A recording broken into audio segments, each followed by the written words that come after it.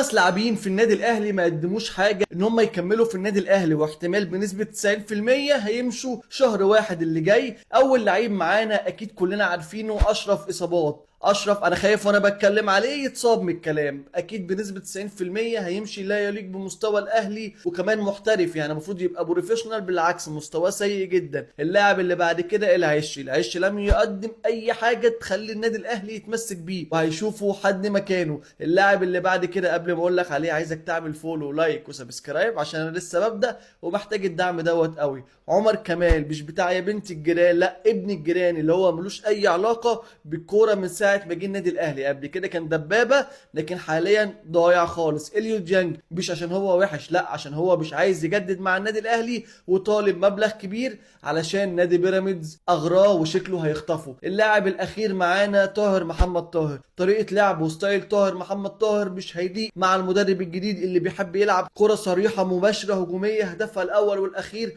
احراز الاهداف، لكن طريقه لعبه مش متماشيه، ودوت اللي هنشوفه خلال الفتره اللي جايه. اكتب لي في الكومنتات من وجهه نظرك مين اللعيبه اللي هتمشي شهر واحد اللي جاي. وبس كده.